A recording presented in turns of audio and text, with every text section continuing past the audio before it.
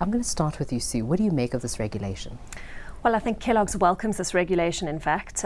It's been long anticipated. We've waited since July 2007 when the first draft was distributed.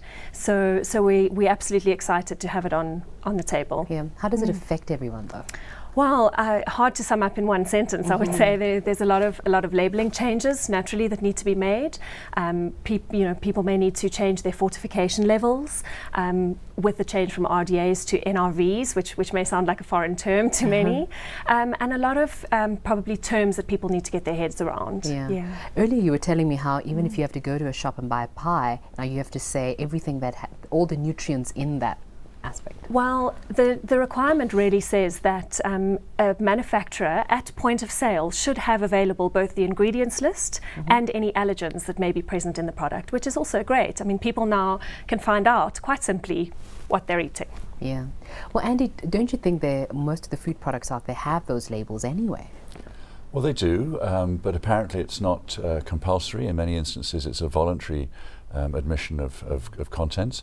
I don't think anybody would grumble about legislation that makes it more comparable. You can look at one product and another and know that the information on there is derived from the same set of rules. So it makes for comparative analysis much easier. I think what it's also going to do is it's going to make the task of the marketing teams and their advertising agencies more challenging, because many of the words that are commonplace on foodstuffs are now prohibited, and you can use less hyperbole and less emotional language on the packaging, and therefore the marketing war is going to take place in a different space to just pure intrinsics. They're going to have to look for other ways to differentiate their brands. Yeah, before we get into that, how do you think this is going to affect consumers going forward? Well, I think there's a section of any consumer market who are very interested in how products are made and what they contain. Definitely. And for them, it'll be a godsend. It'll bring much more information, and as I said, they'll be able to carry that information across different products and say, this one claims it's nutritious, this one claims it's extremely nutritious. Now I can look at the two and see which one in fact has more of the ingredients that I value. Yeah, so it definitely adds more competition to every product out there. Certainly. Yeah. Sue, do you have to rebrand Kellogg's? Not at all. Kellogg's has actually been a pioneer in food labelling, which is again good news for us.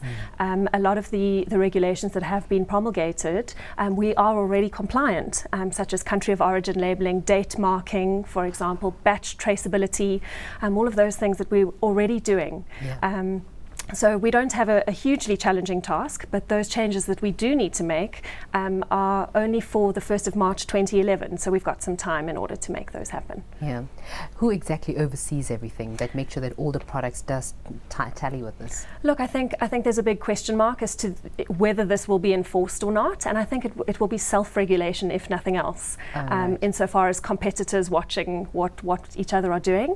But officially, the Department of Health are who have drafted these. Yeah, but we're not sure if they're going to be overseeing it. That's right. Yeah. Do you think that helps a regulation to come into effect in any way? It's almost like there's a law there, but we don't really have to follow it. I think self-regulation works very well in many industries. In the advertising industry, it's largely self-regulated, and what self-regulation does generally, if the industry in question is responsible, is that it allows a more open arrangement, because if you have to legislate, if you have to impose regulations, they tend to be more strict and more confining. Yeah. I think that self-regulation, provided there aren't mavericks in the industry who deliberately go out to stir the pot, a responsible industry, self-regulated, will have more freedom, and probably the consumer will benefit as well more, because they'll have more information disclosed than if it's forced upon them. Well, Sue, like you mentioned, Kellogg's definitely does not have to rebrand, but other products will have to. What are the challenges in rebranding and making sure that it's creative, factual? Well, I think the first step is to come to terms with the regulations, and that seems to be where most industries are at right now. Let's read these things, let's get a handle on them, so that we know what we have to do. And there's certain categories that will have more work than others. And to give you an example, the bottled water industry or the meat industry certainly have a challenging task, because they are perhaps not labelling as accurately or as comprehensively as they could be. Yeah, give me an example of it though. An example. When you say meat, country of origin is a great one. we're going to need to declare where our products come from or where they're manufactured in prescribed wording. So it's going to need to say produced in or produced by.